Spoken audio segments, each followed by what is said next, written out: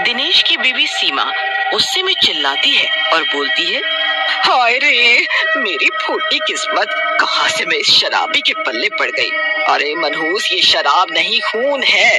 तुझे खून और शराब में फर्क नहीं पता चलता क्या? हाय रे हाय। सीमा के मुंह से खून का नाम आते ही सब गांव वाले बारिश की बूंदों को हाथ में लेते हैं। वो बूंदे सच में इंसानी खून होता है। अरे ये तो सचमुच में खून है। सब के सब भागो और अपने घरों के अंदर चले जाओ। नमन की बात सुनकर सारे गांव वाले घर के अंदर चले जाते हैं और छिप जाते हैं। रात भर वो खून की बारिश होती रहती है। सुबह होने पर गांव वाले घरों से बाहर निकलते हैं। चारों तरफ खून ही खून होता है। अरे ये सब क्या हो गया? हमारी तो गेहूं की पूरी फसल ही बर्बाद हो गई। अरे पुत्तन भैया, आप रोइए मत।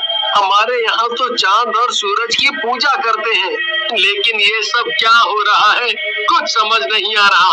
हम सब गांव वाले आपके साथ हैं। हमारी भी फसलें खराब हो गई हैं।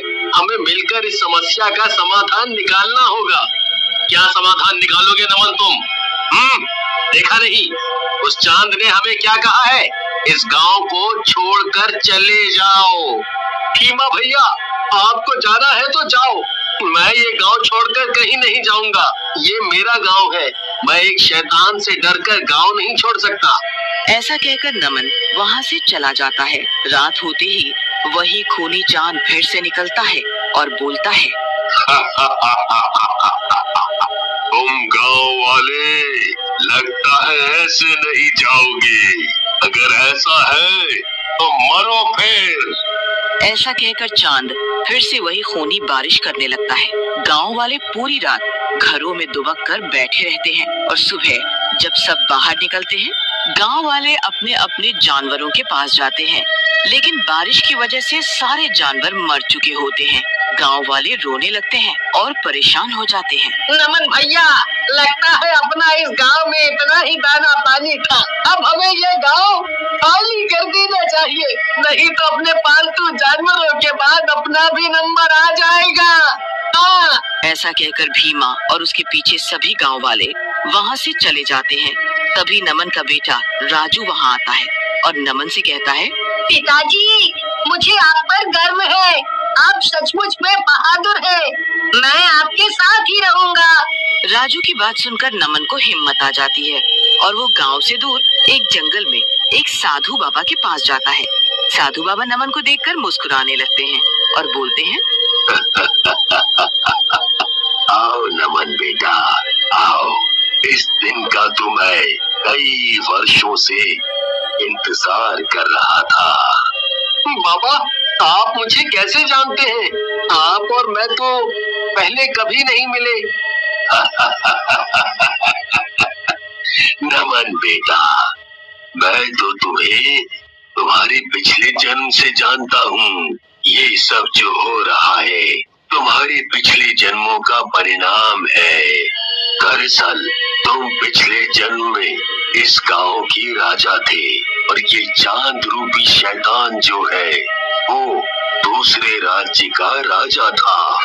लेकिन बाबा, अगर ये मर गया था तो ये चांद कैसे बन गया? लगता है नमन बेटा, तुमने मेरी पूरी बात नहीं सुनी। अरे ये तांत्रिक शक्तियों में निपुण था और इसने अपनी तंत्र विद्या से चांद को बंदी बना रखा है। लेकिन बाबा, अब हम इससे कैसे निपटेंगे? अगर ऐसे ही रहा तो ये सबको मार डालेगा। बेटा, उपाय तो है लेकिन बहुत कठिन है। बाबा, कुछ भी हो, मैं लोगों की जान बचाने के लिए कुछ भी करूंगा। बेटा, तुम्हें अपने बेटे राजू के अंदर मेरी आत्मा को जाने देना होगा, क्योंकि चांद के पास जाकर ही उस शैतान को मारा जा सकता है।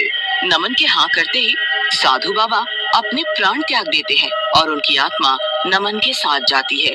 रात में चांद गांव में फिर निकलता है। नमन छत पर राजू के साथ खड़ा होता है, लेकिन तभी साधु बाबा की आत्मा राजू के अंदर प्रवेश कर जाती है और नमन को दूर धक्का दे देती है। दुष्ट शैतान, नमन को तू छू भी नहीं सकता। आज तेरी मौत पक्की है।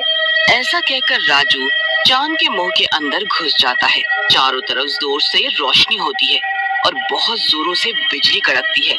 जब रोशनी हटती है तो शैतान की लाश नीचे पड़ी होती है और राजू बेहोश होकर नमन की गोद में गिरता है और सब गांव वाले भी वापस अपने गांव आ जाते हैं।